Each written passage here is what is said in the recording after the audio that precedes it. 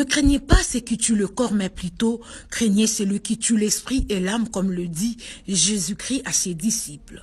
Après l'Assemblée générale, le syndicat pour la rénovation des agents et fonctionnaires de l'État congolais, Surafec Asbel en sigle, poursuit sa lutte sans condition et sans relâche pour mettre fin au régime des intouchables et des impunis. Il est allé le mercredi 6 août 2025 à l'hôtel de ville de Kinshasa et à d'autres juridictions compétentes pour déposer leur mémorandum devant leur permettre, tant soit peu, d'organiser leur sit-in le lundi 11 août prochain, devant le cabinet du ministre d'État, ministre de l'Aménagement du Territoire, Guy Luando-Mboyo, dans le but de réclamer haut et fort leur salaire pour assurer la survie de leur famille.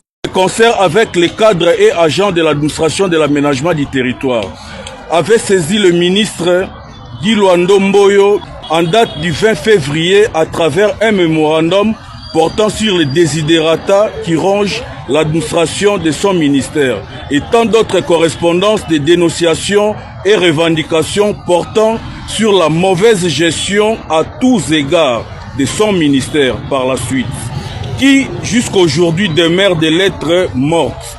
Et plus récemment ici, un autre mémorandum de préavis de 48 heures a été déposé dans son cabinet le lundi 4 août 2025, portant sur alerte sur les différentes menaces et violences à l'intégrité physique des membres du staff dirigeant de la délégation syndicale de l'administration de l'aménagement du territoire, dont la récente à l'égard de son président national alors, Michael Dandou Mondonga.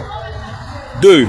Dépouillement et empiètement des attributions de l'administration de l'aménagement du territoire dans la loi numéro 25/045 du 1er juillet 2025 relative à l'aménagement du territoire, loi Fachi, au profit des structures rattachées.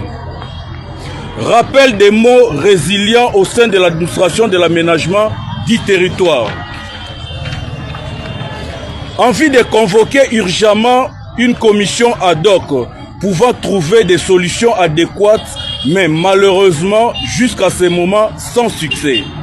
Cependant, les syndicats pour la rénovation des agents et fonctionnaires de l'État congolais Surafec, de concert avec les cadres et agents de l'administration de l'aménagement du territoire, viennent de saisir monsieur le gouverneur de la ville-province de Kinshasa par la correspondance d'informations portant sur une série de sit-ins pacifiques dans le respect des lois, avant de décréter une grève sèche incessamment relative au calendrier suivant. Lundi le 11 août 2025, de 8h à 15h, devant le cabinet du ministre d'État, ministre de l'Aménagement du Territoire. Mardi le 12 août 2025, à la même heure, devant le cabinet du ministre d'État, ministre de l'Aménagement du Territoire. Mercredi le 13 août 2025, à la même heure, devant le siège du secrétariat général de l'aménagement du territoire. En foi de quoi, la présente déclaration fait valoir des mots d'ordre à tous les syndiqués concernés. Il s'est dit fatigué de promesses fallacieuses qui ne tiennent pas debout. Par le ministre de l'Aménagement du Territoire, Guy Luando-Mboyo. Ces derniers ne jurent qu'à conjuguer les efforts pour la restauration et l'amélioration de salaire, de la protection sociale et leurs droits en tant que fonctionnaires de l'État.